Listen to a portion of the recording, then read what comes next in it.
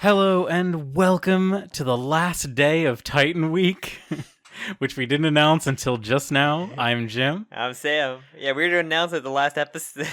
Yeah, so what you've experienced has been Titan Week. We recorded Titan Week. At the start of Titan Week. Yes. But this is our season 4, or final season part 1 finale.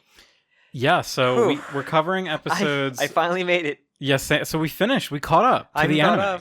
To the anime, yes. Just for the sake of posterity, we're talking about episodes 71 to 75, which are the last 5 episodes of what unfortunately is now known as part 1 of the final season. So I just want to give a little background to when I was watching this. Mm-hmm. I was unaware that there was going to be part 2 because they were very annoying with marketing, where they never announced how many episodes the final season was going to have.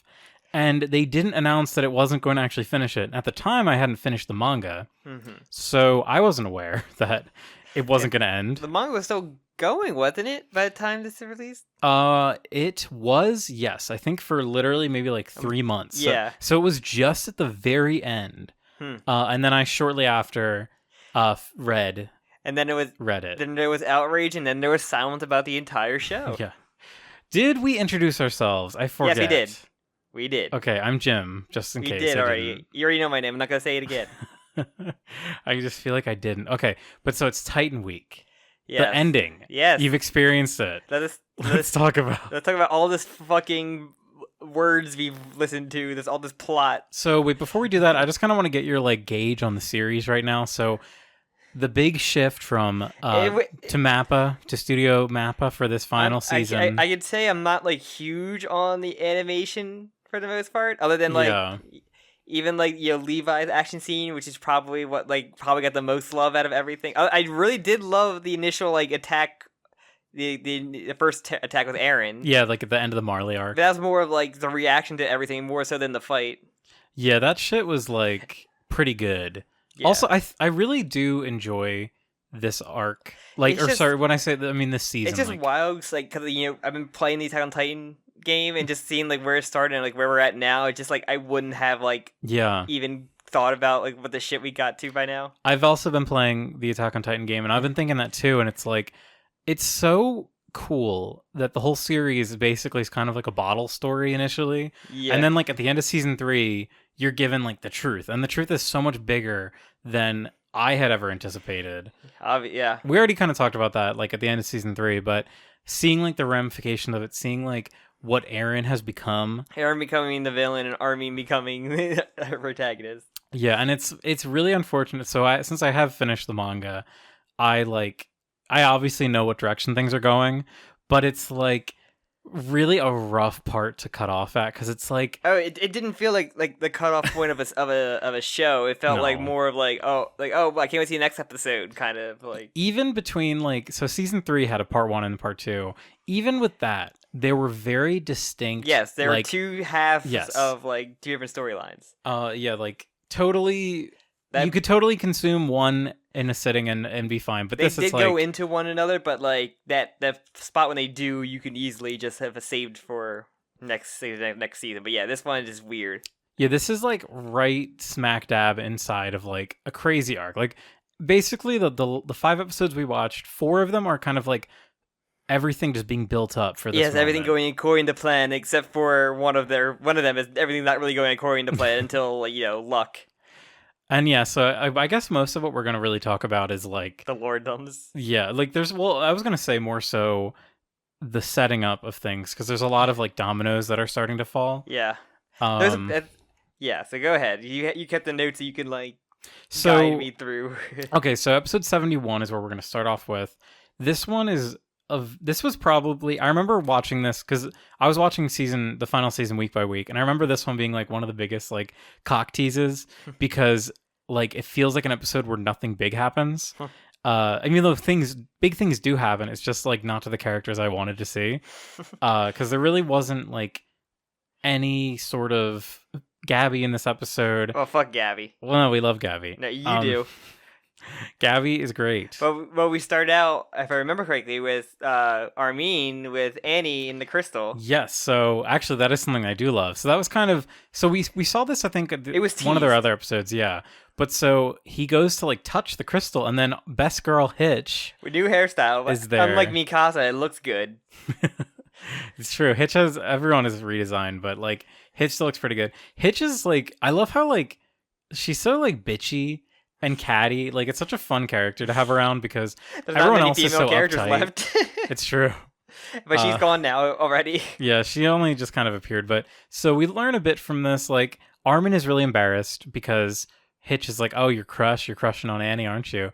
And basically, he kind of plays with the idea of like, I'm trying to like touch her to get her memories because that's like a thing. They can like link or something by touch. But we know that he's crushing on Annie. He's been crushing on Annie since season 1. Yeah, rightfully but the so. Baritone memories probably don't help either. Yeah, that's something that's we should bring that up now, honestly. So Aaron later on kind of says that this is Aaron's like gaslighting Avengers. Yeah, which that's like one of my favorite scenes in the series. Like I want to talk about that too when we get there. But Aaron kind of brings up this whole idea of like, your Bertold is like Armin is like being a slave to Bertold here. Yeah, like his emotions, like going after Annie. But the counter is that we saw him like interested in Annie. Annie was interested in Armin too in season 1. They kind of had a thing we mentioned a little bit. Yeah, so I think that Aaron is kind of like, I don't know. I feel like trying to piss off everybody. Yeah. We'll talk about that when we get there. But yeah. I think it's really, I love seeing Annie. And he said like, cause we weren't sure like, cause she aged or not in there. And she has not. Like Annie is 14 still. So we brought up a question: does that make Armin like a creep then? Is Armin like a pedophile because he's attracted to Annie? Cause what? How many years have passed since the end of season 3? 5. Wait, end of season 3. I believe it's been 5. Okay. It might have been 4 because like a whole year passes in the last episode. So the answer of season is yes, 3. then. Yes. Hilarious. But no, very, very funny. So that I just really like, I mean, you know me, I love Annie. I love seeing Annie. Yeah. So I'm going to talk about her. But I want to talk about this. So like, are you surprised that Annie didn't come back yet? Like, isn't that kind of crazy? She appeared for a second, then she's gone again. Annie has literally been in a rock for most of the series, and it's hilarious to me. Yeah, because she was a huge character in season 1. The female Titan is like literally the most menacing one they face, honestly. Because she doesn't job out. Like when they fought her, it was like a real fight. Yeah, and there's the whole thing like, during that fight with her was like she didn't want to crush like the church, like didn't want to kill the people, which like she was trying to stop. And Aaron was the one that was like, yeah, Aaron's the one that threw her into the church. Like he killed all those people. She stopped herself. She didn't want to like actually run into them. Also, that has like the coolest Mikasa moment where she like fights Annie one-on-one, and then she like slices her fingers off, and she's like fall, and then Annie falls. That part's pretty cool. Yeah, season 1's good. But yeah, it's interesting. But again, she's not showing up. Like I don't know what they're doing now. What they're possibly gonna have with her in the. Yeah, it's gonna be really. I want to after we finish like this end of this discussion, I want to ask you like, what do you think is gonna happen? Because at this point, I'm so excited. I'm guessing it's gonna be the same amount of episodes as this season was. I think so. So this was 16 episodes. Okay, it's just like, man, you get like if you bring her back, you got to catch her up and everything. Yeah, she's missed a lot. Well, unless she could like. Because like Armin has been talking to her, like even Hitch even says like he talked to her. We don't know she talked to her. Yeah, we don't know if she can hear. Don't know if she can really hear her. Like maybe we'll have things about her perspective. I don't know. So yeah, we can only hope that we'll see Annie next season. So I do kind of want to bring up this idea too. So nothing's confirmed. We know final season is starting in a mere matter of days. Yes. But we don't know if final season part 2 is going to be the end of Attack on Titan. I know that sounds funny. I've heard people speculate they might end it with a movie. This is total speculation. I don't know if I believe it. I personally think that they could finish the series in the second half, but I also wouldn't be surprised if they shifted stuff around and did a movie. Oh God. I want to be finished. I know, I feel always do. We can talk about that. We'll talk about that a little later. But yeah. All right, let's try and rush through the plot. So there's a lot of like Yelena planning here. Yes. Yelena. Sorry, I've been talking a lot. No, you're good. No, you're the one with the notes that keep reminding me. But there's a lot of happening to keep track. Yeah, Yelena. It's a lot of Yelena like, yes, everything going according to plan. Look how good everything's going. Like, I'm such a villain. So just to kind of like, I think like just to crunchify this as much as possible, Yelena and Onyankopon and Nicolo and Grease, I think they're like the main Marleans. Yeah. They all like Onyankopon talks about this, like how they had to like kill everyone in their platoon basically, so that they were just like only people that like worshipped Zeke, or like that were along with Zeke's plan. Yeah. So they're pretty fucked up. Like they're all fucked up, and we know that Yelena is like planning because Yelena like there was a whole thing like a few episodes ago where they talk about like her disappearing for a bit and like, oh, she was somewhere, or where did she go? Like, so she met with Eren and basically like hashed a plan out with Eren. Yeah, Yakafan seems to be left like left in the shadows for the most part out of everybody. Yeah, he's so surprised about the things that happen. Him and Nicolo seem to be like, even though Nicolo went along with part of the plan, he seems to be like completely like out of it now. Like doesn't want to be with them. Yeah, everyone is kind of like... And Grieve, well, we know what happened to him. Yeah, everyone's like letting their humanity kind of like steer them off course. Because like Nicolo has like a horrible moment where, like I just want to talk about everything. It's hard to like talk about these. So I'm going to rush through the Yelena stuff really quick. So Yelena basically is confronted by Pixis. Mm-hmm. And Pixis is like, yo, what the fuck? Like, you're meeting with Eren. Like, you're doing all this plotting. Yeah, what the fuck? Why is everyone like the journalists are like talking about how great Eren is, like the army's like the scouts are unjustly arresting him. You're basically inciting like unrest throughout the city. Yeah. So what do you think of Yelena though, personally? Do you like or dislike? I know it's from like at the character, even though like I think she's like, it's very interesting. So short answer, I think she is an interesting character. Long answer, it's like, this is kind of the evolution of like the arc character from like earlier seasons where it's going from more arc villains like Kenny. What kind of was? Kind of like, it's funny, the arc characters we had in like season 1 and 2 were like these little scouts that would show up and have like big emotional scenes and leave with like your side characters or main character. But now we have these side characters that are entering out of nowhere and are like having an extreme amount of pressure on the plot in ways that are interesting. And I think what makes Yelena more interesting is like her goals are so Zeke focused. Like she has that one moment where she saw Zeke for the first time and it like blew her fucking mind. Yeah, I like that moment, but then she just becoming like crazy like James Bond villain. Like yeah, it's in the scene with Flock too. I know you were joking about how that's like a James Bond. He's like a James Bond like comic book villain, just how evil he became, and like Elaine like shooting her own henchmen is such like a fucking like stupid thing. Oh yeah, we don't like racists in our group.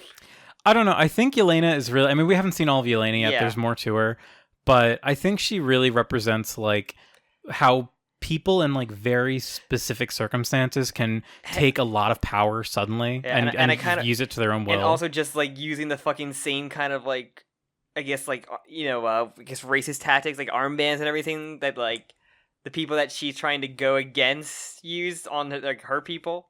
Or on their people, like, the city. You know what I'm trying to say? Yeah, no, it's kind of like, because Pixis brings that up. It's kind of like a weird, like, reflection of the way that they use armbands against Eldians. What you hate the most is, like, you're just becoming that nation.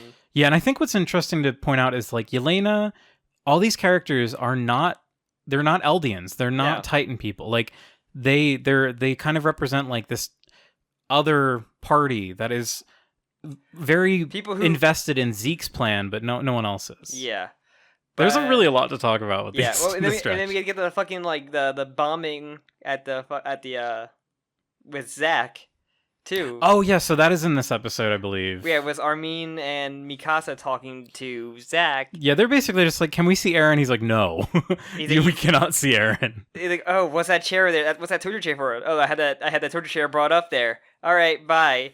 And then they blow up with a bunch of fucking other recruits, and Zach's body just flies conveniently in front of the gate. Yeah, so we have, like, this very dramatic increase of, like, people who want to overthrow the government, which, honestly, I think this is, like, very interesting because throughout the whole series, we've always seen the military basically just runs Paradise. Like, they have, like, the whole joke I made in, like, season 3 about how, like, how great it is to have a military coup. Like, yes, oh, military coup, the best thing that could happen. And it's like the people are kind of like, hey, no, we have like a person that we believe in. We have Aaron Yeager, international terrorist Aaron Yeager, who we believe in. Who forced an invasion on a city. Yeah, and we want him to be our leader. Basically, like, I mean, they're not saying that yet, but like this that's why like the Jaeger. This leader who only had like a year or two left of his life. Yeah. But yeah, then they basically Zach is dead. So yeah, and it's funny too, like his sheriff was rigged with explosives. Pixis's reaction to this is so interesting because he's like, you know what, exactly, like he would have been fine with this, like, because they gather everyone and they're like, what do we fucking do? Like, we just lost the Prime premier. Minister's or premier. Yeah, premier. Like, what are we gonna do? Like, Pixis, you got to be the new like leader. Yeah, and he's like, I don't really feel like it. Yeah, he's literally just like, it's such a weird moment from him because, like, first off, we don't see him drinking, like you said, so he's not drunk. No. So, but he's like, you know what? We really can't fight Aaron, even though Aaron just has like 100 troops. We can't really fight Aaron, so let's just like acquiesce with his demands, and maybe we can like make a bargain here or there. And everyone's really mad. They say this in front of like the Japanese lady too. We do, and we have a funny moment with Mikasa with them, where Mikasa's like, "Hey, yeah, you weirdos from Japan, you just want our resources, don't you?" Technically, yeah, but you are cool though. Do you want to? Also, you were telling me how this Mikasa run was like what had the internet in like pitchforks and torches. Oh my god, the Mikasa walk. Yeah, so her jog. There's one moment where Mikasa runs to the camera, and apparently, like, I remember seeing so many videos of people like angry about it, and then once they like fix it in the Blu-ray, people made like a side-by-side comparison video. It was like, I had to rewind it because Sam didn't even notice it, because like, why would anybody care about this like small shot? But I had like PTSD when I saw it. It was like, oh my god, I've seen people discuss this so much. She's just fucking running, who cares? Yeah, it's nothing. But so we learn that Aaron has escaped. Yeah, so very out of nowhere, very quickly. Which presumably because he told Hanji, like, I have the Warhammer Titan, I can escape whenever the fuck I want. And then as he like meets up with the Jaegerists, which are like included at the same time he busts out like everybody else that was in jail and everything, or he tells like the other inside people. Presumably they might just like have only been in jail for a bit, because we learned like a month has passed at least, because like since Zeke has arrived, since like they made it back to the island. So it's possible that some of those people that were jailed were just jailed temporarily, like for a week or so, like put in the brig. Yeah. Well, you know, Army does that. Yeah. Then we have meet up with fuck boy. I fucking hate Flock boy. I can't wait for him to fucking die. Never. He became such a fucking comic book villain. He is evil. So we have the epic moment where Aaron takes his shirt off. I'm very sure that I've seen a figure of him putting on his epic coat. Aaron puts on his epic coat. Very hilarious. I love the scene. And the Jaegerists are born. Yeah. The stupid fucking name. And then at the end of this episode, there is an incredible moment where we see PIECK. God bless PIECK. Fucking awesome. Like, base PIECK. There's so many like, forget about Annie, bring his PIECK back. Even in this episode that I described as being like an episode where like I wasn't super into it, there is like this great little hook where it's like, fuck yeah, the invasion is happening. We don't know when, but it's gonna be soon, baby. 4 episodes, 5 episodes, 4 episodes later. So then we have, there's the next episode is we actually get like I think this is when we see the flashback to when Connie's village got I finally spinal get my fluidified. Answer. It's so funny because you've been asking so much about the spinal fluid, and then this whole thing, like, we learn that Zeke explains, like, we end up learning he lies. Yes, it's a half truth, half lie. Yeah, so he explains how the spinal fluid works, but he adds like a detail that like when you consume it in any way, you get paralyzed. Yeah, which is not true. Yeah. And then this is like kind of the fatal flaw behind the plan. So when you ingest it, or it's like inside aerosolized, or in your lungs, like it just takes him to yell, and you transform. Where if you the other one, you inject to your blood, you immediately transform essentially. Yeah. So and I'm guessing this is like a power that I figured out when they said it later on that Royal Blood has, because we got that with because the Founding Titan all had royal blood, so the original one anyway. Yeah. So that's safe to assume that. Yeah, that definitely does. It does track. The one thing though is like we saw that Marley was administering this like very freely to the people that were on the island. Yeah. Like when they would bring them to Paradise Island. So I'm not sure. Like I don't know if it's ever really explained, but I guess like you could just use any old Titan spinal fluid, like as long as you had it. But or maybe just like hit the royal blood allows you to just transform them like that. Maybe, but like how the question would be, how would Marley get the royal blood? Because Marley didn't know. They didn't know about Zeke. Yeah, and I think they just thought. They just thought it was a weird. Because he didn't tell anybody about his royal blood, and PIECK said that she only had to find out about it later. Well, actually, he does end up telling Tom Casaver. Yeah. About it because Tom knows because that's part of the plan. We'll get to that. He found out because she kind of figured out after he talked to Aaron on her back. Yeah. So. Yeah, PIECK big brained a few things, but so is this okay? So this is where we kind of there's also one line too. The very important line. There's so many like very important things that just get said like once. Like the first time they say the rumbling is like they just mention it, but the rumbling is like basically like hugely important to what all these characters are discussing now. Yeah. So in this episode, basically two things are going on with like. But wait. There's one thing. So the one thing that Zeke is talking about that he mentions very briefly is that he says when he screams or whatever, after he like gives someone the spinal fluid, he's able to use a thing called the paths. He says, "I'm able to transform them using the paths." So just remember the thing. There's a thing called the paths, Sam. I don't need more than Zeke mentioned it. I don't need more fucking terms, man. Well, you better fucking get used to it. It's Attack on Titan. I need an encyclopedia. It's not Dragon Ball. You need to. Dragon Ball is so small brain for my tiny little brain.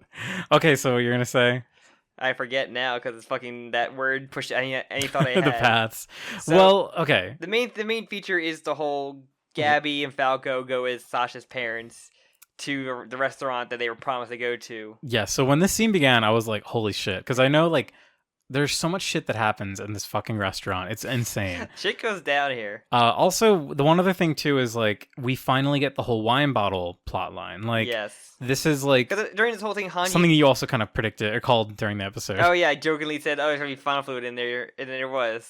And then, yeah, Hanji basically is on an adventure with everybody to go, like, figure out what's the next step of Yolanda's plan, essentially, which eventually leads into the restaurant. But before that, you know, Sasha's family getting that dinner they were promised with everybody. Yeah. And the I forget what's the name of the daughter that's like helping.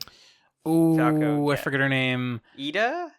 It might be that. Yeah. So the girl that Sasha saved. Yeah. And from season 2. Getting to talk to Niccolo about, you know, maybe find a way to get back. Yeah. And yeah, this one thing leads to basically during that Hanji ride, like, oh god, we're getting some awkward scenario where they're trying to eat with them and they're trying to cover up their faces. But no, it gets a little crazier than that.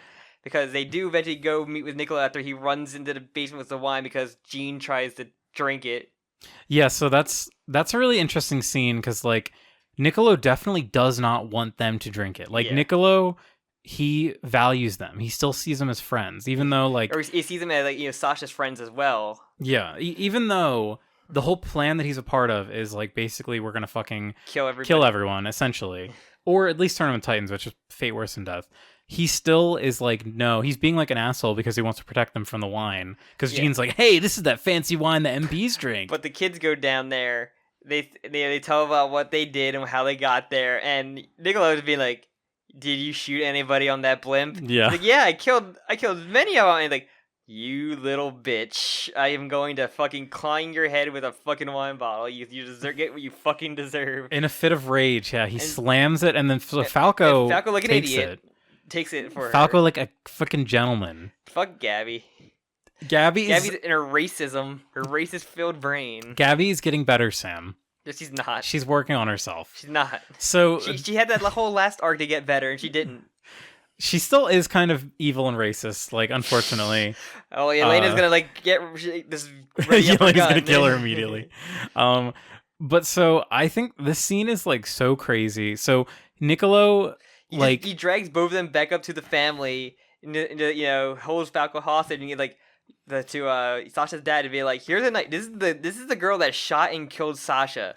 if you don't want to do it, I will do it for you. Yeah, he's like, if you're not gonna kill her, I fucking will, because I hate this little bitch so much.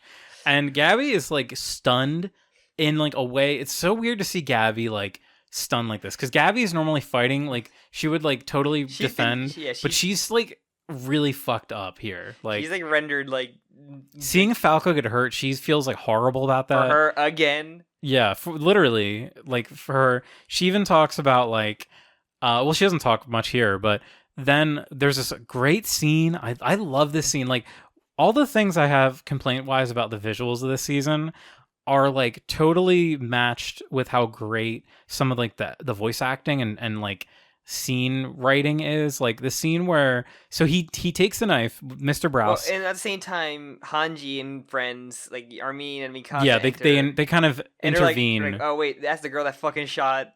What is she fucking doing here? And so Mr. Browse takes the knife and he's like, you know what? The world is just kind of like a big forest. Some people just get stuck in the forest a little too long.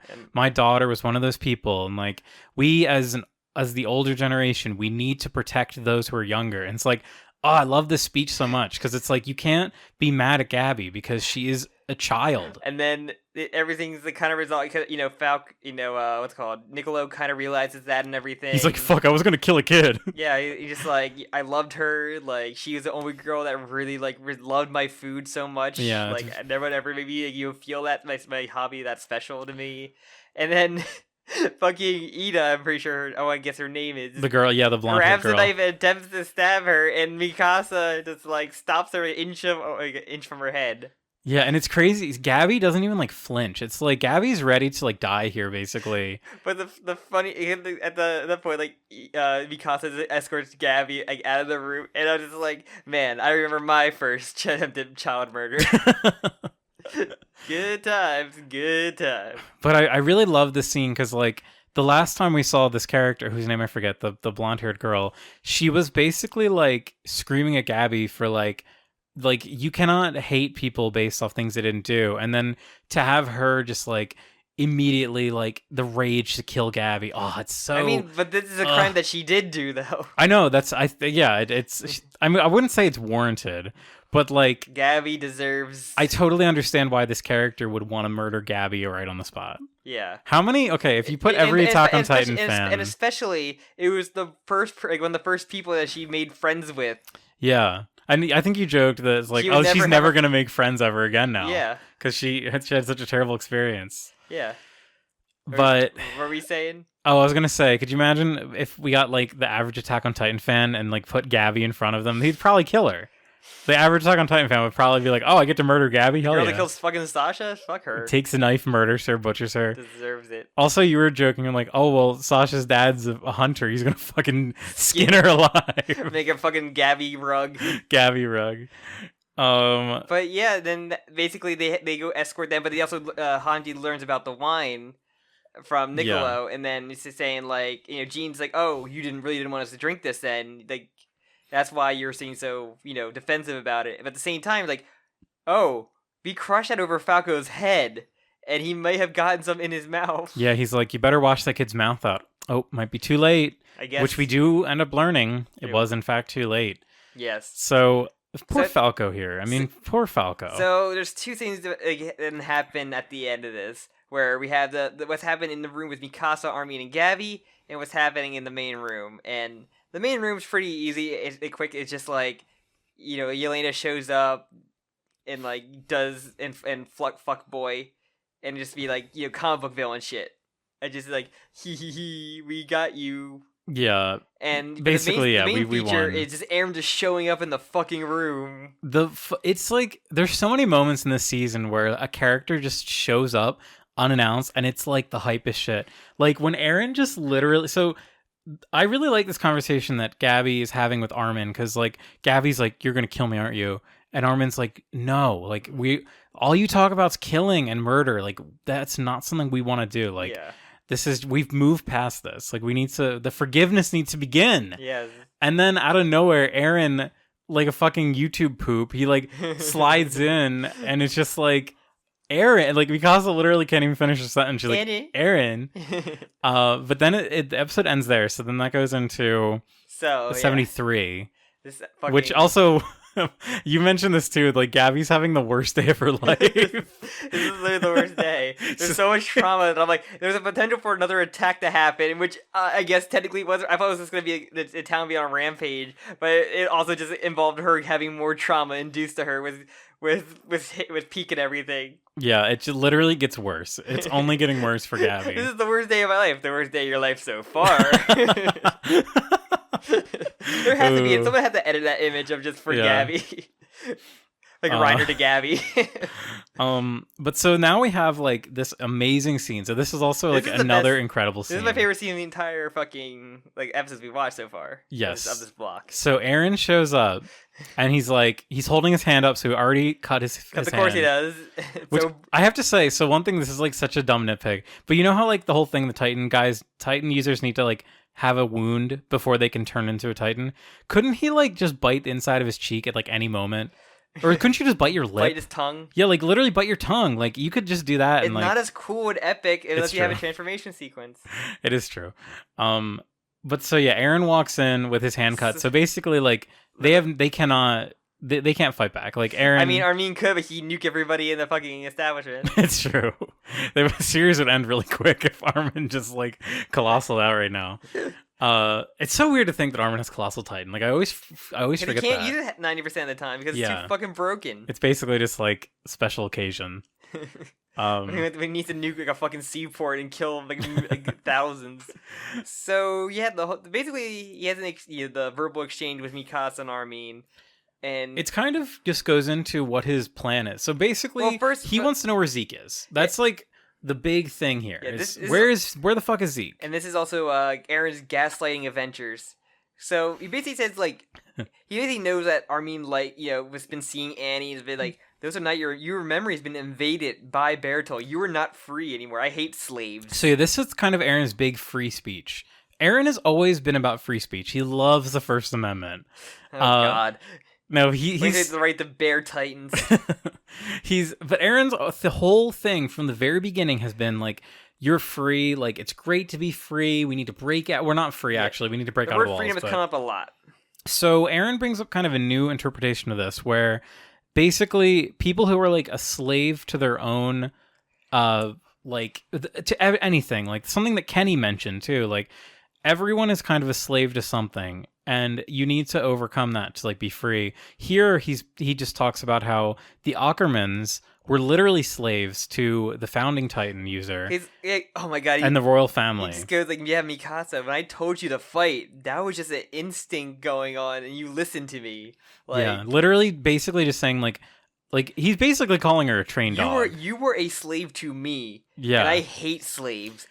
Mikasa, I hated you the first day I fucking met you. Literally, I love this line so much. I said like, yeah, he just took her entire character and shit on it. Yeah, like Mikasa needs to like reinvent her whole personality. Oh my God, it was fucking this. Like, and Armin just literally just like, fuck you, and just like goes for a punch, and Mikasa automatically like, stops Armin and she's like, she couldn't even help her. She didn't even realize what she was doing, and until she like noticed that she went to protect Eren, and she like let Armin do a punch eventually. But then Armin doesn't get a punch on Eren, then Eren just kicks the ever living shit out of Armin, just like, this is the first time we fought, but this is how it's gonna go. I'm gonna beat you senseless. Yeah, I just like they are definitely like leading into like maybe.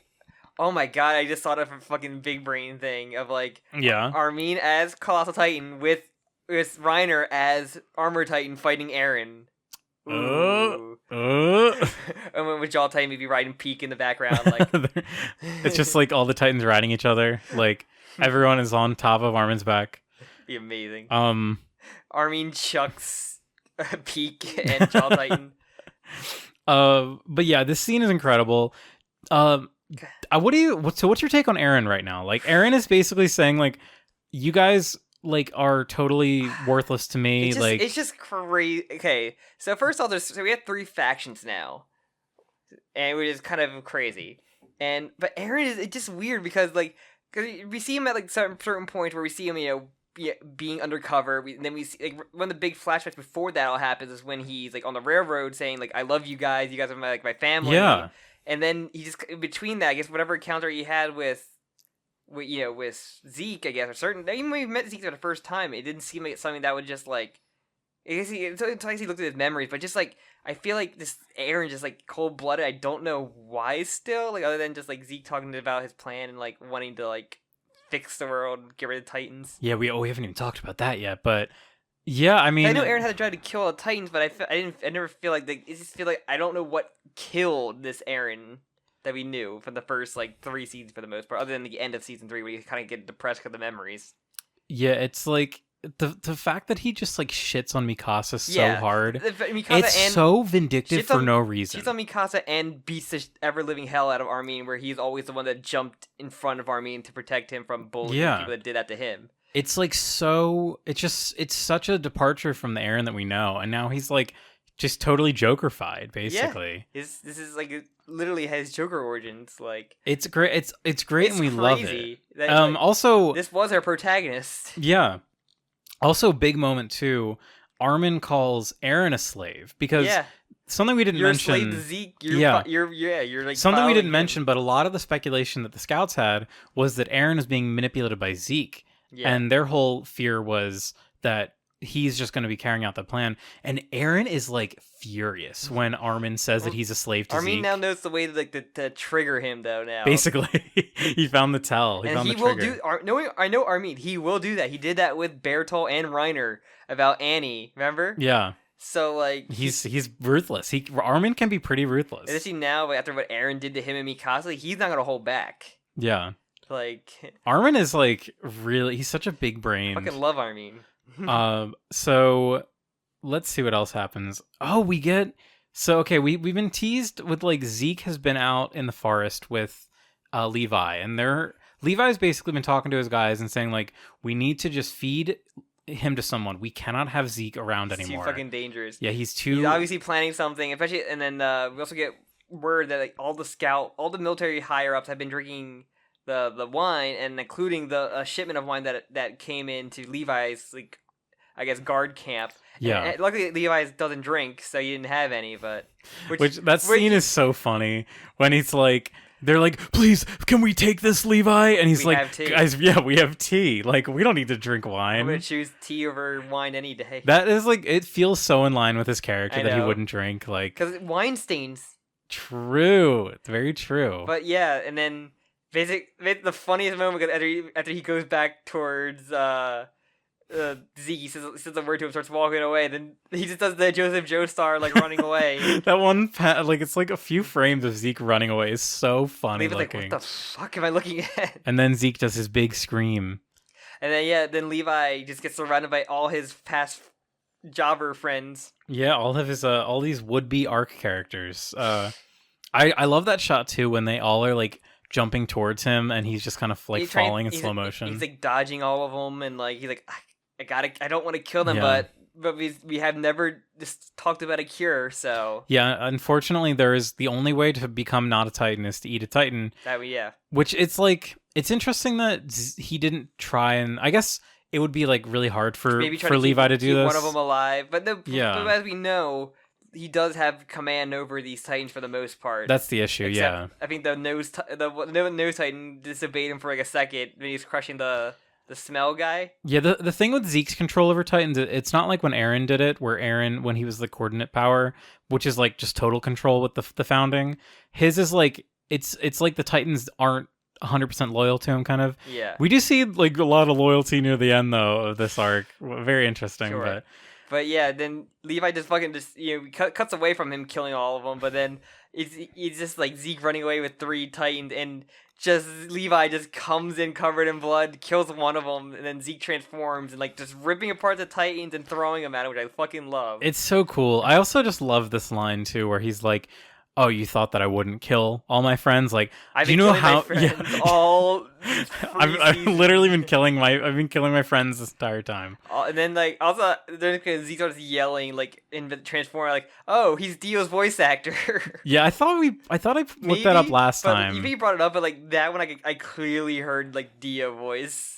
Yeah, it's so funny. But yeah, but Levi does like it's so funny when you realize he does like cuts the branches down and makes them all fall down to cover up his attack, and just like destroys Z, like nukes him out of the missile with the rockets, and just like knocks him out to a fucking charred corpse. Zeke could never stood a chance in a battle with Levi. Like, he's too good. He's like 0-2, I think, or 0-3 against Levi. No, 0-3, because technically he lost in the he gave himself up, but Levi wouldn't have stand a chance anyway. Yeah, that's still an L. We'll count that as an L. Yeah, he's jobbing up to Levi. So yeah, but and that scene when Levi like walks over to his like not corpse.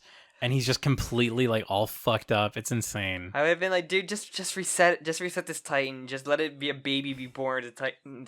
Just how much of this plan would have been fucking like thrown out if Zeke died? Just kill Zeke. Like that. Zeke is everything in this plan. That's what they keep saying. Like Eren just needs to find Zeke. Like imagine if he just killed him right there. Their plan is out the window. What do we do now? That would have been a great like. Oh, this is a huge bump in our plan.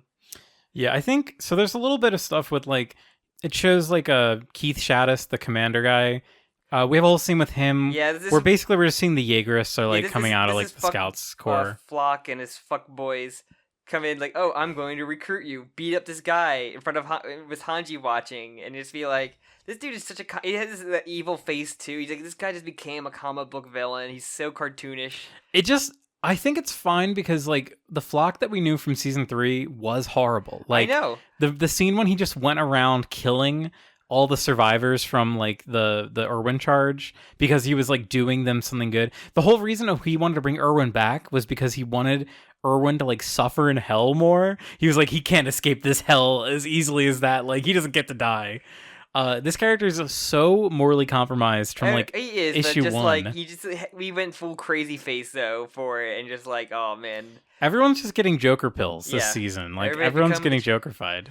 Everybody's getting their fucking deserves. Even baby Zeke gets Jokerfied. But so I just kind of wanted to like touch on that really quick because it's an important scene, but like it ends up cutting back to the whole Zeke flashback, which is way more interesting and important. Yeah. So what we see, like... Because all we knew before was that he turned his parents in. That's all we ever knew. And he was raised by his grandparents. And so the last we see, right before the flashback, Levi, like, has set up one of the Thunder Spears, like, impaled into Zeke's stomach. Yes. And wrapped a cord around his neck, so if he tries to move, it will explode and kill him.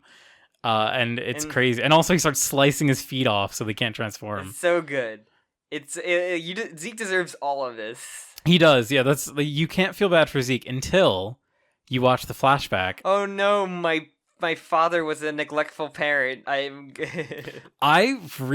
So watching this weekly, I didn't like this episode as much as I did watching it now.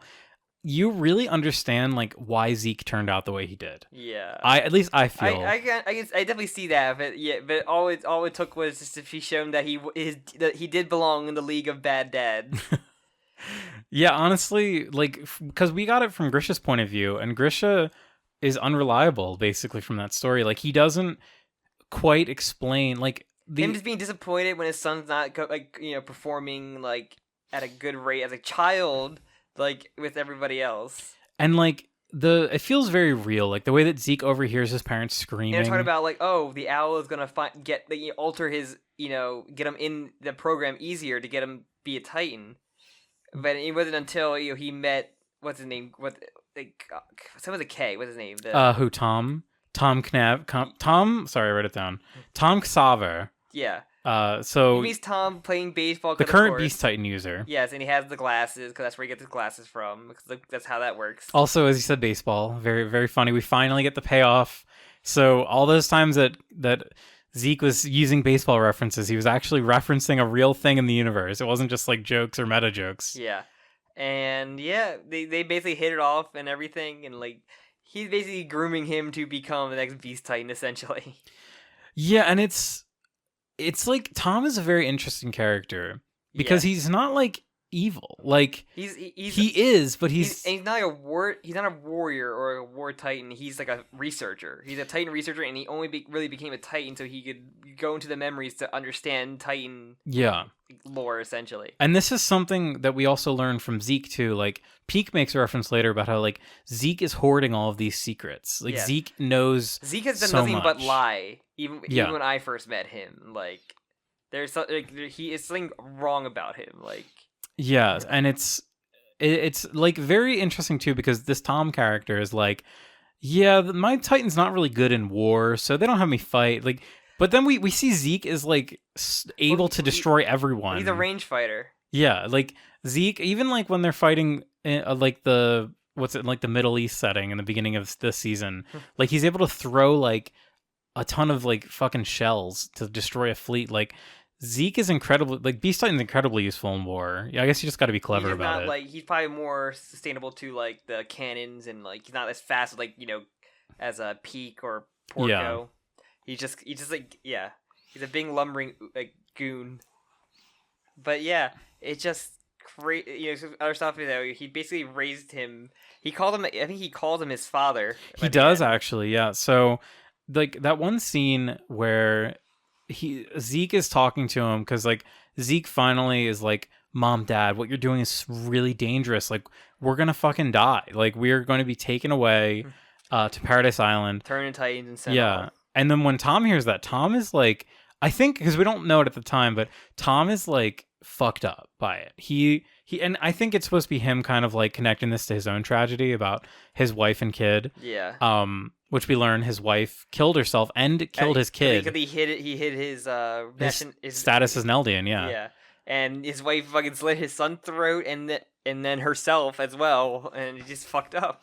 And so I think he's kind of realizing like, oh no, Zeke is going to be going down the same path that I am of like solitude, like losing family. Yeah. So he is like the closest thing that he has to family, and that's why he gives him the Titan. The big thing which you get after he turns the parents in and everything is when he's aged up now. He's like a teen. Like Tom is time is winding down very quickly. We see the Sus Squad. We see baby Sus Squad again. Yes, but the big thing is just like they're having a discussion about about Titan Lord. Like, why has anybody ever used the founding Titan power to just make none of us able to have kids?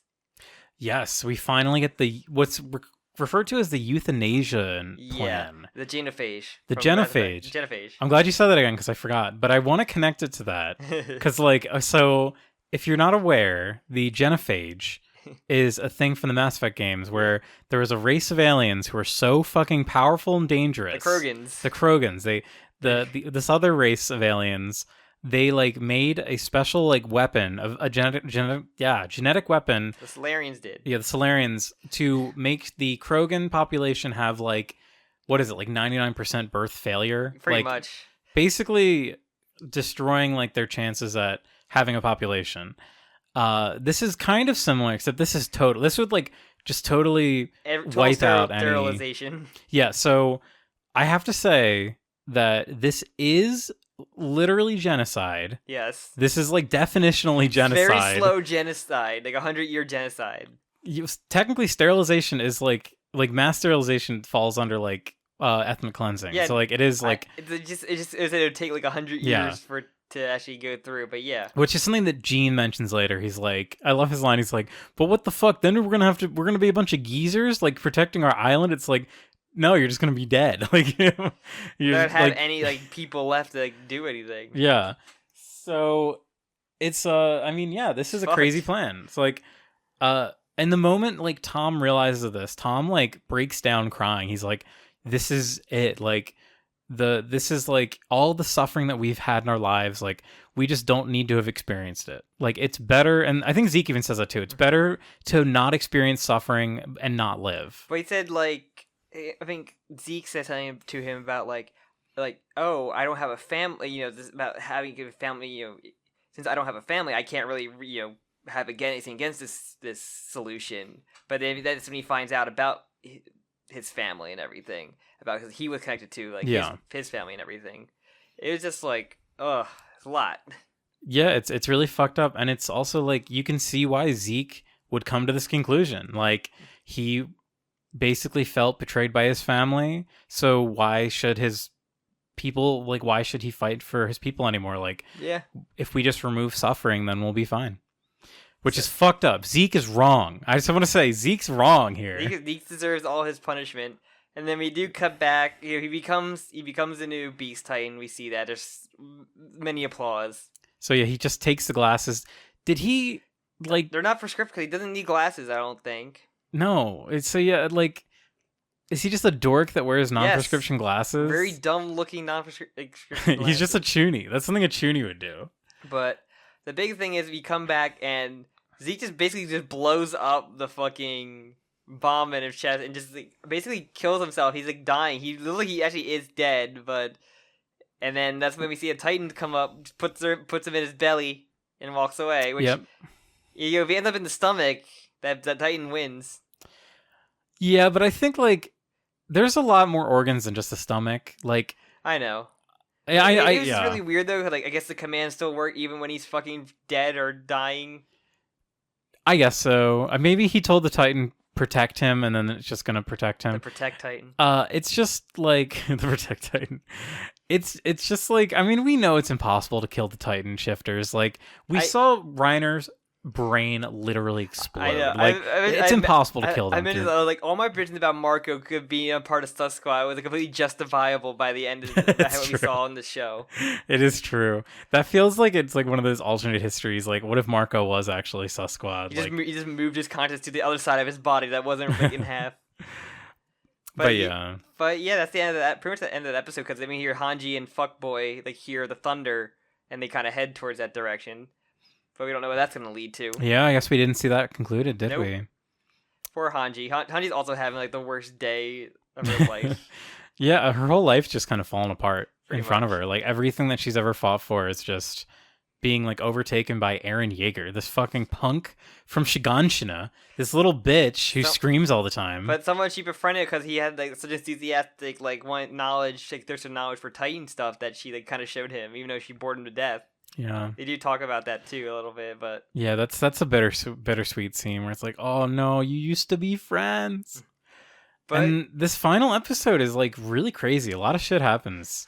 You're telling me. So Yelena shows up again, and she's like, she shows up to our squad, like our imprisoned squad, and she's basically like, yes, we're gonna do it. We're gonna euthanize everyone. Before we start that, one thing we didn't say, but when Zeke yelled to transform all the scouts around him and the Titans, everybody who was drank the wine felt like a lightning, like or. Yeah, it was, Falco says he felt like electricity buzzing in his body. Yeah. So I think that's so cool. Like even though they weren't near Zeke, they couldn't transform. It shows that like there's a radius. Zeke needs to be close to you to do it. You need to physically hear him. Which I guess if we're going by the end of season 3 or the middle of season 3, he could literally do it like across like a whole, because he did like that whole fucking half of the city. So he could probably do like a whole city if he screamed. I guess so. And he also did like in the village, like he just yelled in the village with all those hazmat troopers that seemed very like obvious. But yeah. But yeah, so then we get Yelena being Yelena. Yeah, I forgot this scene. I'm glad you brought it up. She is like taunting Pixis, and like this is where the whole armband thing is. I love Pixis. I'm glad he's still around being Pixis. It is really cool to have him stick around so long because like there aren't a ton of season 1 characters that are still there. He's like one of the few good higher up military people that's just like really cool. Yeah, he's kind of like a cuck though. Like he's kind of like letting Eren. He also had a weird attraction to the Titans, the beauty of Titans. He was attracted. I think he said he wanted to get eaten by like a big female Titan in one scene. Hilarious. Can't wait for Annie to step up behind him and clobber him with her big teeth. Yeah, sure, Jim. Nice save. So everyone's wearing spinal fluid armbands now. Yeah, we talked about that. As I wrote. So there's red, which means you have consumed it, and you're working with them. Yeah, willingly or like threateningly, like blackmailed essentially. Yeah, black means that you were already working with them. So I don't know if that means they drank it. Probably. And then white means you didn't work with them, you aren't working with them, but you did drink it. Sure. So Pixis has the white one. Pixis basically can't do anything here. He's kind of fucked. Yelena's eating a nice little meal. Then she goes down, talks to everyone about how great Zeke is, and we're going to euthanize all the Titans. Everybody's tired of it. Grease is just like a really racist towards Niccolo, Because they're like, oh yeah, you fell in love with a demon. You were disgusting. Like she's a whore. I think he says like her demon ways like seduced you. Like, oh, like yo, fuck you, and then like, Yelena shoots him in the fucking head. Yeah, that was a great reaction from you. Yeah. You were so shocked. I knew it was coming, so I was waiting, and you were just like, whoa. Yeah, fuck. We don't like races here. Yeah, Grease it's good he died. So then Yelena has this epic speech about how amazing Zeke is, and he's gonna save the world, and like Eren and Zeke are gonna be seen as like legends. Like these two brothers are gonna be like talked about for millions of years because their sacrifice saved the world. When they had their meetup for the first time and like they discuss everything, he gave him a baseball because he wouldn't want to shake his hand there. Yeah, he's like, we shouldn't touch now, but we will touch soon. Oh, big important thing that I forgot to talk about. When Tom and Zeke are talking about their plan of like, hey, so Zeke, since you are of royal blood, you can touch the founding titan, and then you can like you'll be able to be like the key to unlock the power to basically do the thing they want to do with this the euthanization plan. Yeah. Because Eren, since he's not of royal blood, can't tap into those founding titan powers. That's why like the only scenes he could were when he was touching Dinah, the titan that killed his mom, and when he like touched what's her face, Historia those few times. Yeah, those were like the only times. Yeah, poor Historia. Also, I do want to say one of our comments pointed this out. So remember the scene with Ymir's letter that had like lightning energy? Apparently that was added in the anime. Really? So your suspicion about that being like total bullshit is not unfounded, because it does kind of make no sense, because the whole point is that it's supposed to be like a physical touch. So hilarious. Interesting. Hilarious. Apparently that information is conveyed in a different way to Historia. Whatever. We're getting Historia. Mired. Yeah. Actually, let's talk about that. Like, hardly any Historia this season. It sucks. She just like she's thrown. Like everything building up to her. She was this strong like character, and then now she's just like depressed with a baby. It sucks. I hate it. It really sucks. I liked her character, especially like season 2 and 3, especially season 3. I love her like just going into the role of being the strong queen, and now she's just like sidelined in a farm with a fucking baby. It doesn't feel right. No, it doesn't feel like the same character. She's a prominent character. She has connections to everybody. She's one of our starting like scout recruit characters. She should be in this fight, especially like what happened with Ymir. You're making her queen was kind of like a bad writing step, I think. And once the royal blood thing became a thing, and then I saw the baby, I'm like, oh no. I'm just like, that means that baby is a key, and she can be thrown out the window now, and just like, oh, because we have another heir, it's fine. There's a new royal blood. And I'm super worried about like her character now, like. So. And the female character, she was like probably the only female character left with actually like a lot of development, not including Hanji. Like. Yeah. All of them that were left anyway. Yeah, because we basically just like scrapping both Ymir and Krista just sucks. I was really pissed about like the whole Ymir subplot just got like thrown out the window too. I was like, oh yeah, that's the end of Ymir. I'm like, that fucking sucks, man. That's like not satisfying. It isn't. It really hurts. It felt like they were building up to maybe a rescue mission or something. Like it would have been really cool, and just like have them reunite would have been a great moment in this. It hurts, but like it makes sense in the arc why Ymir did that, because Ymir was like thought that she was making the right decision. Yeah, no, she wasn't. But unfortunately, it was just the wrong decision. Like, she should not have done that. Those two. She should have teamed up with Eren. Imagine how much easier things would have been if they had two Titan shifters. If Bertolt and Reiner both died there, and like imagine like the scenario, like the whole charge thing probably would have happened because they would have had two new Titans or shifters. Yeah. Erwin would have seen the basement. Like, what ifs? Yeah, it's one of those things that like it makes sense in the moment, but it's like fuck. I know. I'm sad Ymir's gone. Like I said, I just hate how much they killed off a lot of the female characters. It's true. I agree with you. Like, yeah. We lost Mina. Once we lost Mina, everything took a big nosedive. Where is Rico? She's the one that lived. Rico is still alive. She's the girl that lived. Hopefully she didn't drink any of that fucking wine. Not. She probably got forgotten about like every. I'm like, I got really surprised. Like, oh, Sasha should probably be one of the other female characters, not Mikasa alive, and like they can kill Connie off. It'd have been probably been better. But no, people wouldn't have cared if they killed Connie off instead of Sasha. It wouldn't have been as impactful. I know, because he don't have any family to get revenge. But just like, he doesn't do anything. He's gonna eat the Beast Titan or something. I don't know. I think you just need to wait a little bit. I think you just need to hold your horses. Maybe Connie will do something. Get live action, not Connie, to throw a Titan like he did in the movie. All right. What was I gonna say? Grisha is a terrible dad. No, that was last episode. Wait, I wrote PIECK's epic plan. I don't remember. Okay. No. So we didn't get. No, okay, so these scenes cut between each other. Yeah. So I wrote. Okay, the one last thing with the Yelena scene I want to mention is Armin begins to cry, and he talks about how moved he is to be part of like history where there's like this huge whatever. He's basically like giving Yelena what she wants to hear. Like, yeah, because I knew Armin's strategy is just fucking play along with it. There's like one very incredible panel of Yelena that I thought was in this episode, and it's not. So we're probably gonna see it like literally the next episode. But it's one of the most like iconic panels of the series. Once it happens, you'll know what it is. But that I think it will literally be next episode. So in a few days, in a mere few days.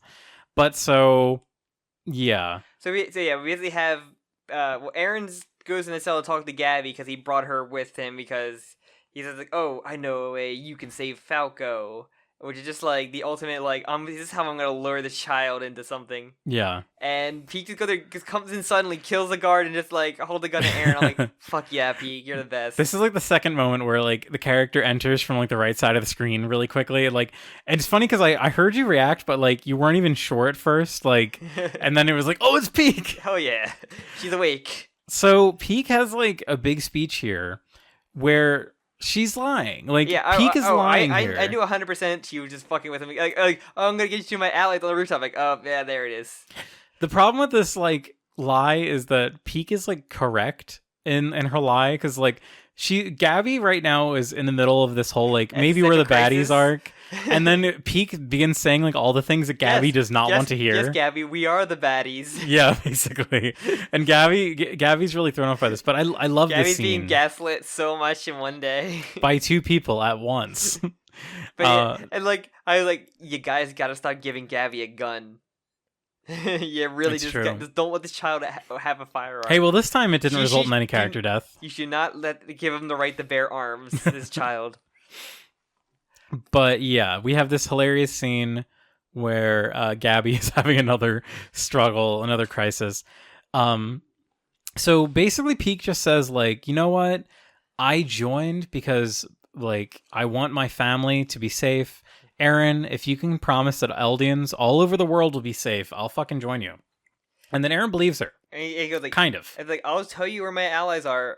Like, I'll go on the roof and spot them for you. And like, he like, all right, we'll see how it goes. And then you go up, basically head upstairs. She waves at a bunch of guards. Y'all blush, and we see Porco.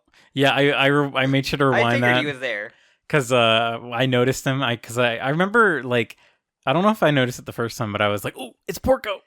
I love that little scene. Also, I love how charming PIECK is to everyone. Like, she's adorable. Everyone just loves PIECK when they see her. Like, she has the whole how can you not? Her squad of simps that are all fucking dead now. But I mean, I love PIECK too. Don't get me wrong. PIECK gang. But this also is where PIECK gang versus Annie gang. PIECK talks about Zeke's like many mysteries and like talks about how Zeke lies all the time. Yeah, like I mentioned earlier, where like the first time she really met him, it was like you could tell he was like lying. Yeah, and it wasn't until when you had that encounter on the rooftop where you're like, yeah, this guy is like hiding a lot of shit, like more like dangerous shit. Yeah, like he's totally unpredictable, and it's just so one thing that I think is interesting is Aaron is like totally with. He kind of believes PIECK here, and he's like at one point he's won over by her. He was to Yelena, and he's like, I don't trust her right now. And he's like, this is a two-way street right now, so like I don't really trust her either. But here we're gonna try this, and then basically PIECK did something she was building up for, which is like the enemy is right there, Eren Yeager. Yeah, that seems pretty awesome. Yeah, and then like basically then Porco comes from underneath to bite Eren's legs off. Eren transforms, and we see blimps coming in the sky. And we see Reiner back from his fucking mental trauma. We see Reiner, and we see another character too, who is the guy who's supposed to inherit the Beast Titan. I don't know if you noticed him. He was kind of he's Falco's older brother. I forget his name. Oh, that's right. Yeah, I remember. So I forgot he was even there too. Oh yeah, he's gonna fucking die then.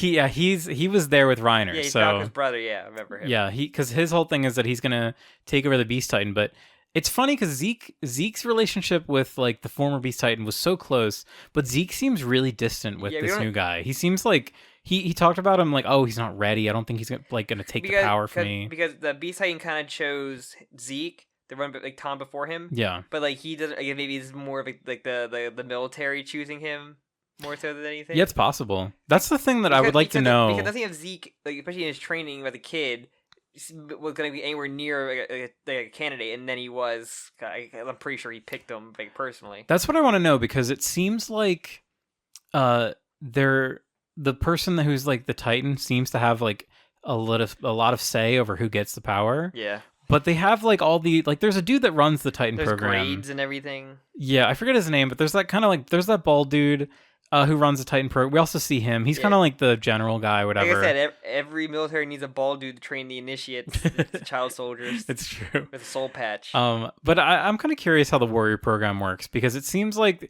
Zeke just sucked as a kid, and it seemed like he was just given the Beast Titan power because he was friends with the Beast Titan guy. Yeah, like he cheated. He did prove his loyalty to Marley, but like IDK, it doesn't really matter too much. It's just a lore thing I'd like to know. Yeah. But yeah, and that's kind of how it ends. Like Eren does an epic pose where he sees Reiner, he sees Blimps. He sees the blimp. He knows Reiner's in there because he can feel him. And then fucking cut to black. End of Attack on Titan, no more. Crazy. So it's over. Finally caught up. It's crazy. I know. It's what our long journey has finally reached its almost conclusion. I know. Then we have a weird schedule when the new season comes out. It's gonna be really hard watching this week by week again because like just knowing what's coming up, it's gonna be like, fuck.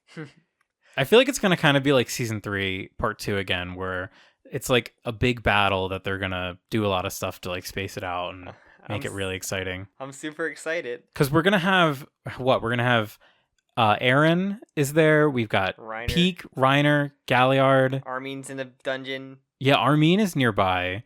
Annie's still in the crystal. So I'm not there. Because this is Shiganshina, which I also love. This is like Eren's hometown. Like it's where season 1 started. Like we're back. Yeah, it's like it's we're about to have a big freaking battle right there. So yeah, we've got a lot of shit going on. One of the things that's interesting too is Gabby and what's her face? PIECK are like handcuffed together, so PIECK cannot transform because it would destroy Gabby. I mean, no. We must protect. If PIECK wants to be absolutely base god tier, she can just do that.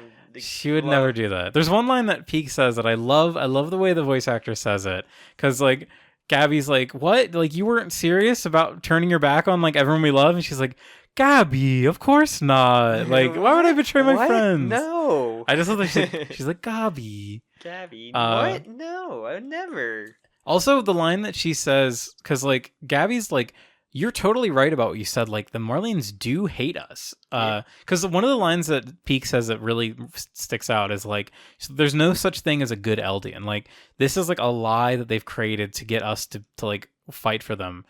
We're all devils to them. But then Gabby's just like, or PIECK is just like, well, I don't really trust the Marlians, but I mean, I trust the people that I've fought with. So, which is kind of a cop-out answer, honestly. But we know what that means. Like, we know that means like the Warriors. Like, we're gonna see like Reiner and everyone team up to fight. Yeah, I made a prediction with like, you know, Reiner could show up, have the armored Beast Titan show up to fight Eren instead. Be very very poetic. So basically, we have everyone here. Everyone's in Shiganshina. The only people that aren't are Levi, Zeke, because we don't know what happened. We don't know where Zeke got away. Carried away. So we don't know where Hanji and Flock are doing in the forest, trying to find them. So presumably they were going to be going to where Zeke the meet-up spot, essentially, because they heard the Thunder Spear. So yeah, they'll presumably like meet, maybe find Levi. Whatever happened to him. Yeah. What do you think's up with Levi? Do you think he's okay?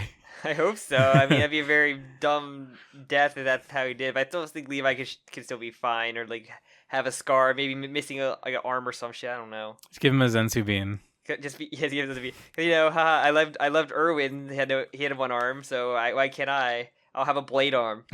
Blade arm. But you're just trying to predict now. You're just like trying to like come up with outlandish predictions to be right, and it's so funny.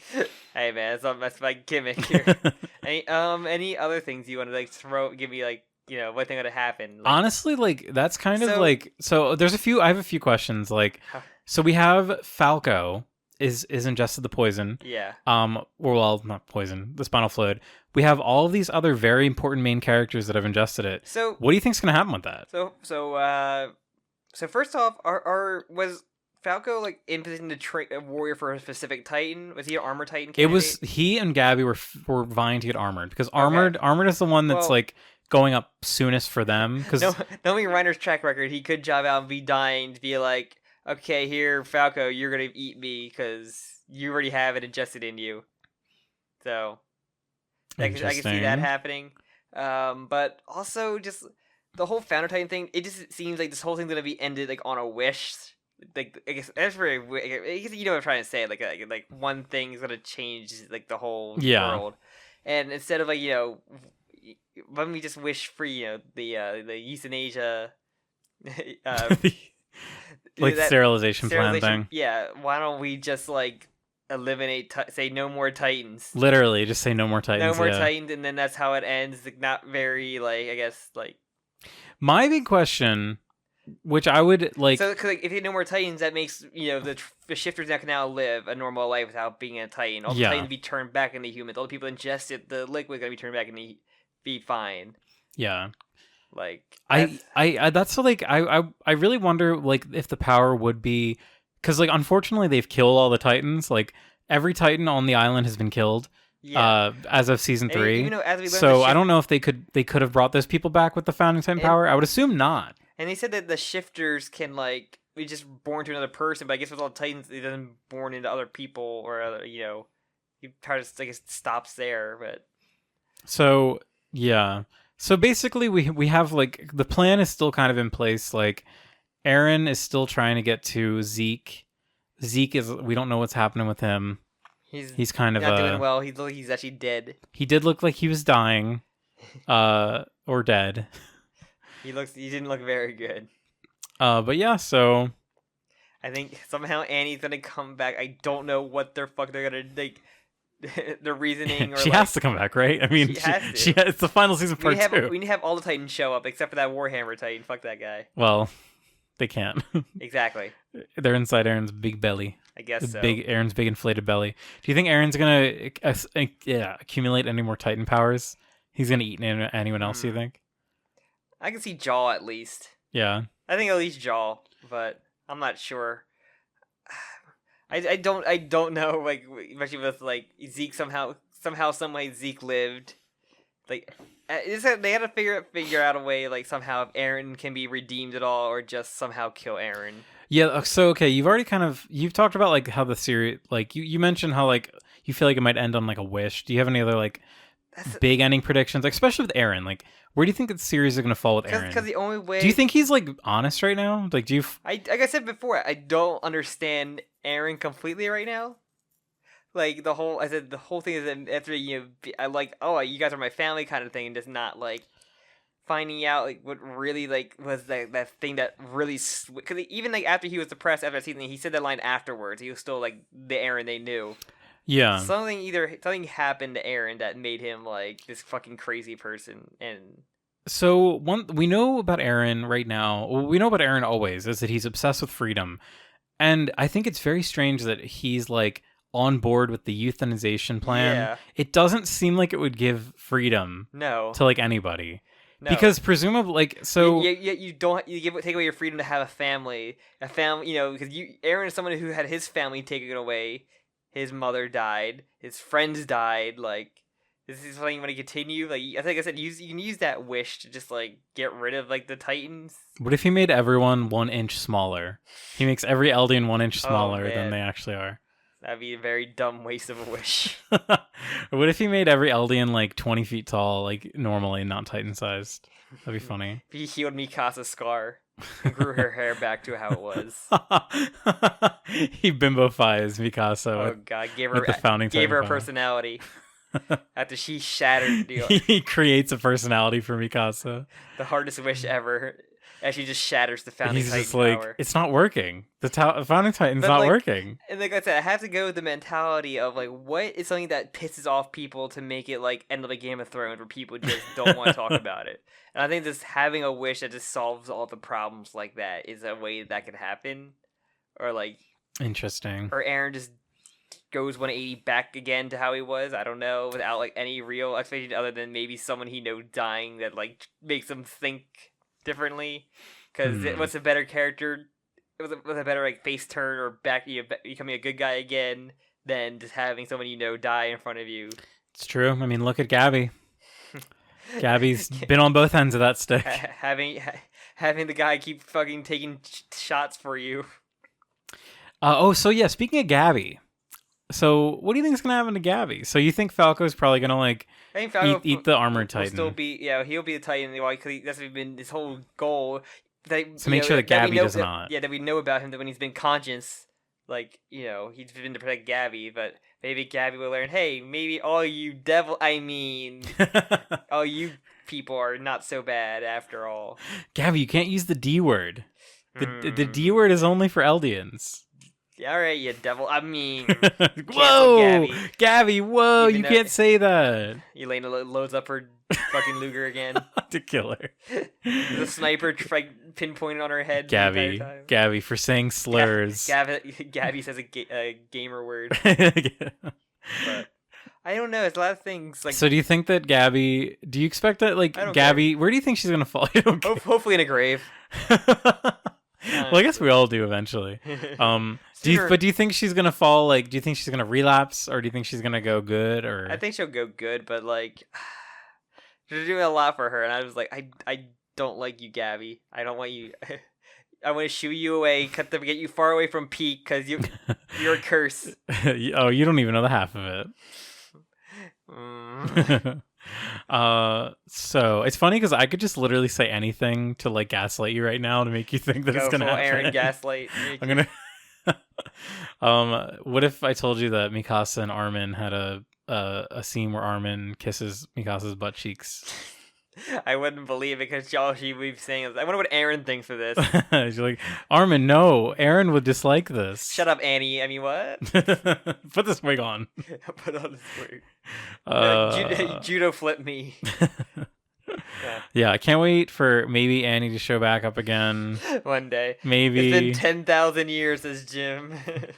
Annie just wants to stay 14 years old forever. Like, It's the ultimate dream, right? Doesn't everyone just want to stay a teenager forever? In a crystal. Yeah, in a crystal. A horrible looking figure we saw the Attack on Titan of Annie in the crystal. I really want to know. So Annie is still physically like her same age.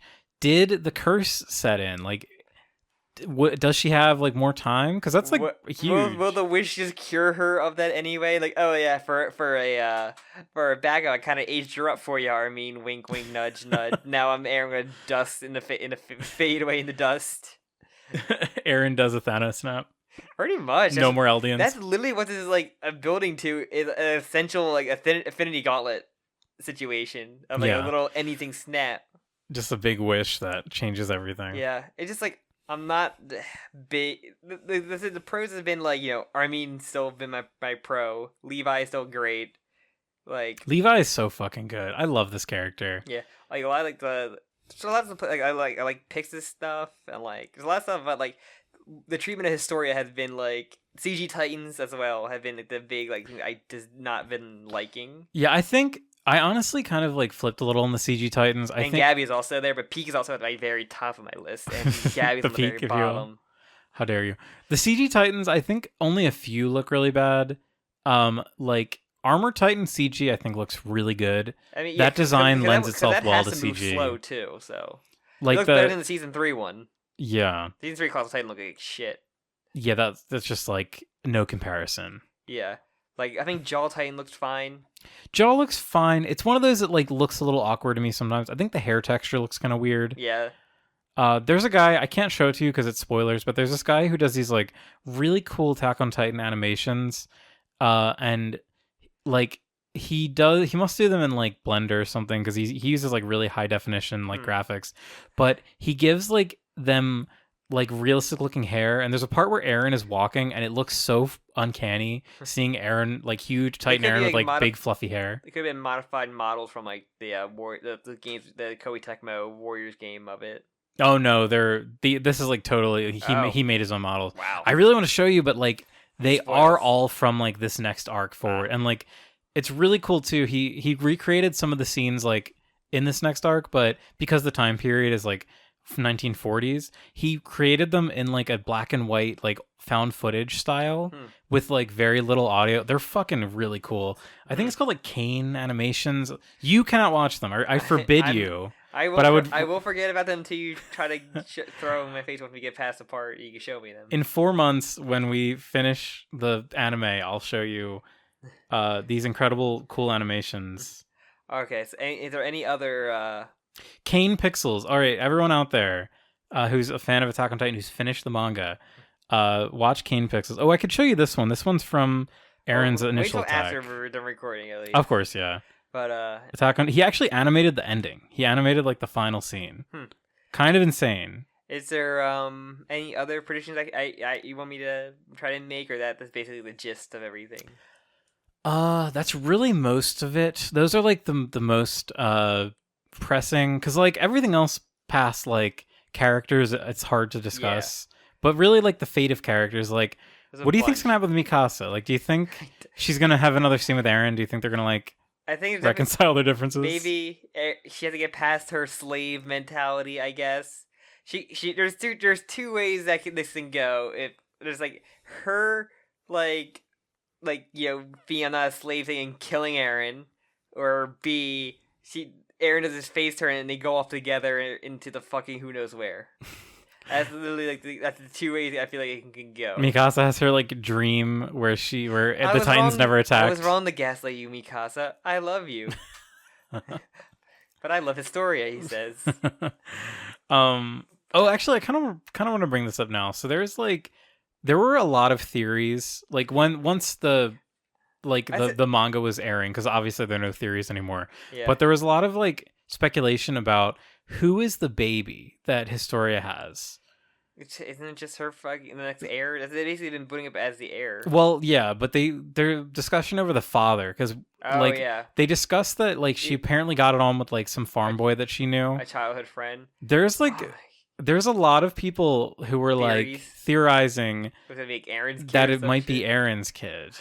And they never really had like she was a lesbian for with Ymir, but like yeah, they had like the smallest amount of chemistry that one could say is like a relationship. Yeah, but yeah, so I just wanted to mention that Reiner's kid, because it wasn't something that I really thought about until like I saw discussion about it. So like when you finished like caught up on the anime from here, was the general viewpoint like very positive and very hype from here? Yeah. I think that the fucking manga is fantastic until like literally the last few chapters. Interesting. Like I really think the finale is fucking cool and good, and it has a lot of great moments that I think about a lot. But the very ending is where it like botches for me. But I won't say anymore. I take a drink every time. Aaron on screen take a drink every time he says the word free or freedom. I'm expecting a sort of like Game of Thrones season 7 reaction, or whatever the last season was. Yeah, I think it was 7. That's what I compared it to, because that's what it felt like. Where it just had the cultural drop. I'm expecting that reaction, but only at like the last 2 episodes. That is, I'm literally expecting people to be like, "What the fuck is happening? What am I watching?" Like, we might see something similar to like the Evangelion reaction to the last 2 episodes. Maybe that's kind of incomparable, because that was so immense. And I think asked you the other day about like the manga is not having done anything after this. Yeah, I don't think he has. I think he's just been like, it's been what, maybe like 6 months of hiatus? No, I think a little longer. Maybe it's been closer to a full year, because I'm trying to think. This guy did Death Note? No, that was the director of the first few seasons. All right. He directed the Death Note anime. Got it. No, his name's Ishiyama. I don't know if he had done anything that was anywhere near as popular as this series. Yeah. Let me just look it up. But yeah, just like I said, I just need to see. I really hope the movie doesn't happen, because I need to like. Yeah, I don't need to wait another period to get the conclusion. I will just read it at that point. I know exactly the same thing, because I initially thought that before I like read the manga, I thought, because there was speculation that, oh no, it was going to be final season part 1 and then the movie. There was going to be a movie. So I don't know if I should believe any speculation about a movie, because people have been saying this shit forever. Yeah. So. All right. Anything else then? No, he literally has just done Attack on Titan. That's like his. Really. That's like his big baby. His magnum opus. This says he's already has plans for retirement. Oh, good for him. He probably made a shit ton of money off Attack on Titan. Yeah, I mean, I would love for him to do another series. I think it'd be really interesting to see him start something fresh, because like Attack on Titan is really rough in the beginning, and I think the anime just elevated it so much. It really did. Into a way where I'm hoping that like the anime elevates the ending of the manga, because I'm worried a little. Not worried, but like a lot of people are worried about. Yeah, but I'm really looking forward to it. I'm so excited. Yeah. I'm so hype. Attack on Titan is such a fun hype thing to be excited about. And that's what, like, the release of this. So Sunday is going to be the episode, and I guess we're going to cover the first episode on its own episode. But after that, we're doing it bi-weekly. Think so. Yeah, we'll see how it works. It'll be easier to do it bi-weekly, but it'll certainly be more fun to be like weekly. It's just like, yeah. I mean, at least the holidays are over. Yeah, definitely. That makes it easier to meet up. Yeah. Unfortunately, COVID is like destroying everything. Yeah. It's like, well, at least with that, it's easier just to do it. You can do this remotely, but we'll see how it goes. We'll play it by the episodes. It like gives me feel like, okay, we can end it here. And yeah. If we see one that's like really exciting, like the episode where Eren poops on Armin's arm and Armin screams for 5 minutes. Armin takes his epic step yet again. Yeah. Oh yeah, we didn't mention we talked about it. We didn't mention Armin's epic punch. Yeah, I don't think I said those words. We did say he punched. We didn't say epic punch, but it was Armin's epic punch. So, and with that, I think that ends it, right? Yeah, this might be our longest one. Maybe an hour and a half. It's fucking insane. Hey, until we get to Attack on Titan live action movie part 2. So soon. I Not hope, tonight. So yeah. So I guess this is the episode before it comes out, right? I'm gonna guess for the episode. Yeah, if you're listening to this today, that it's coming out on ultimate episode of Titan Week. I guess start at Monday, and he's gonna go to Sunday because technically, I don't know. We're gonna be watching. Yeah, we're probably not gonna get it out on Sundays. This is the last. This is the last episode of Titan Week. Yeah, but it gets the little end it with the first season. The first episode coming out. Yeah, in 2 days, in a mere 2 days, you will see the first episode. Very excited. I'm seeing all the pardon my pun. I'm seeing all the rumblings on Twitter. Like everyone's really excited. And I'm excited for if we finish this to see like all the predictions that I made and like the results of them. Yeah, I want to see someone go through and like grab every prediction you ever made. I'm trying to think. There's comments that I want to tell you about, but like I'm not sure if you've seen. Like I don't want to spoil things. Like, but there's off on them if you want. There was one really funny joke that I laughed at about you having like a Titan power of like basically like being able to like spoil the anime for yourself, like without knowing. Yeah, like you're like reading the future. It's because you remember how that one scene where I can talk out of my ass so hard that I can predict the future to come true. Remember that one scene where Grisha's rescued by Owl, the guy, and he's like, "You have to do it, Grisha. You have to save Mikasa and Armin." And so that's basically saying that you have the Attack Titan's power to see the future. Oh, I have that. That's how you're able to. But you don't know it. I literally forgot about that power. Oh. It's a doozy. I know, I forgot about that. It was so long ago and not been mentioned since. Yeah. I'm excited though. Alrighty then. Should we I don't know what can we how can we seal up how can we get to segue to the plug thing with this season? We could seal plug up that poison spinal fluid wine. I was thinking about that didn't have any kind of weird flavor to it, even though it's fucking spinal fluid. Yeah, I want to know what the ratio is. How much spinal fluid does he have to inject into that? How much alcohol and like grapes they had to put in there to like overshadow the taste of spinal fluid? Some guy's like, this tastes a little spinal. I mean, maybe it got to shift like Eren to taste him. Like, Eren, how does this taste? But like, All right, so thank you so much for listening to Titan Week. If you've been with us this whole time, thank you for joining us on this wonderful journey. I know, it's a nice little distraction while JoJo's on hiatus.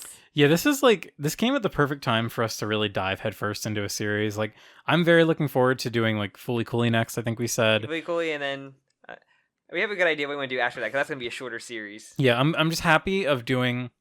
The idea of doing a short one like Fully Cooley. Yeah. Oh, but no, we have to do the fucking sequels. But they're all 6 episodes. Yeah, so it'll be what, like... It could be like 3 episodes each series. If we do 3 episodes each, it'll be what, 6 episodes total? 2 or That's 3 episodes fine. per series. Yeah, it's gonna be fine.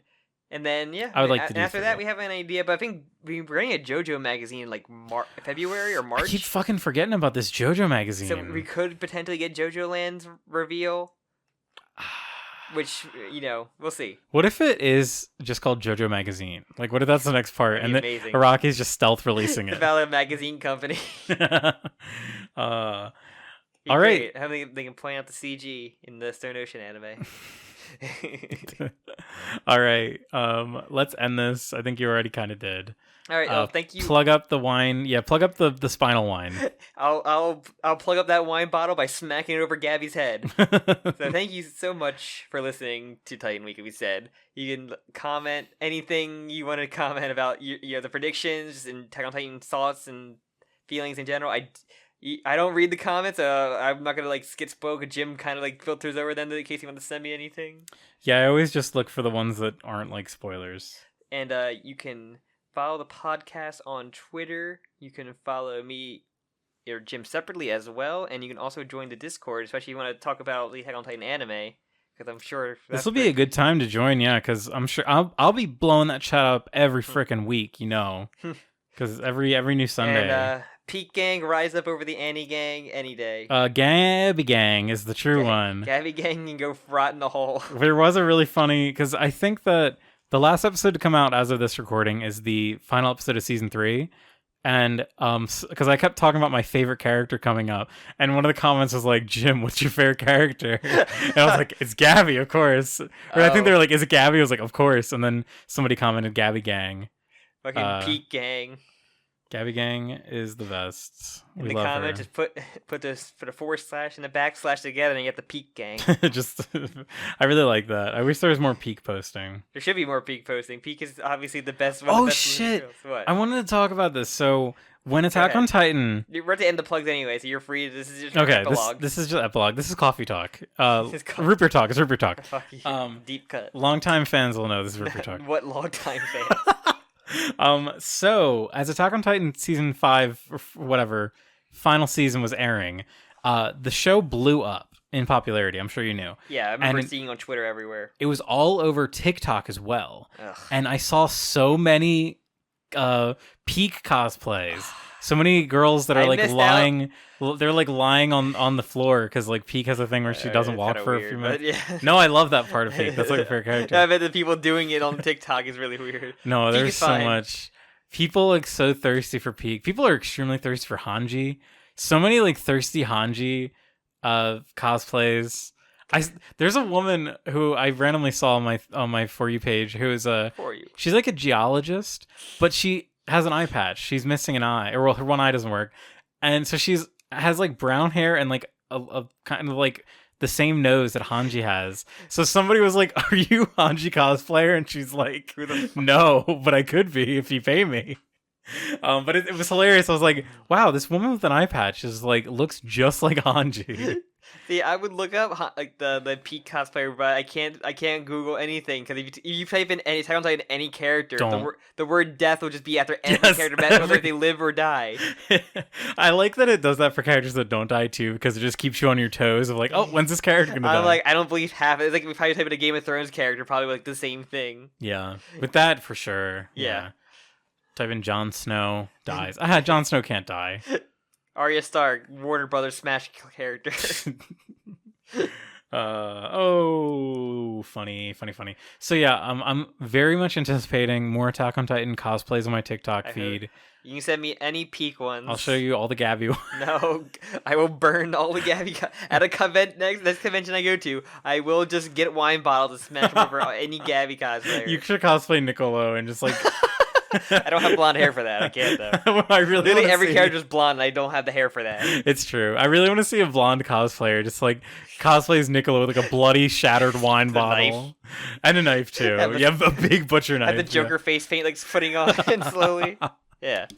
Can cosplay any Attack on Titan character. I wish that conventions existed because that'd be fun to see all the cosplay. I'm gonna do a gender bend PIECK cosplay. You could. I'll get out of bed, let my bed head like just like crawl around, someone like wheelchair you around. I'll make the next con like a gender bend cosplay because I'm gonna do a chainsaw. I think I'm gonna do a Chainsaw Man one too. I just gotta look as tired as possible, which I naturally do. It's true. It's true. I'm trying to think of what else you could do to signify. You could just like dress up in the uniform that she wears. She wears like a scout uniform. Doesn't matter. I'll figure it out. Yeah. All right. This has been enough root beer talk. Our casual conversation at the end before we try to end this. I don't think we're gonna be watching the second part of the movie right today, but no, I don't have it in me. I'm so excited to get to that. Would that I could. It will be our finale of Attack on Titan will be live action.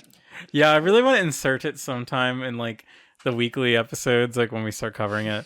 We'll see. All right, thank you so much for joining us again. This has been a really fun one. Yeah. This was delayed for so many days. It was so hard to fucking meet. Holidays took a toll. Holidays, COVID scares. We were so lucky that JoJo's on hiatus, honestly. Yeah, for real. But yeah, with that, we'll see you next time when the final season part 2 starts. So excited. Thank you for joining us. We'll see you in about a week or so. Yep, see you then. Maybe next Titan Tuesday. Ooh, maybe. All right, goodbye. See ya.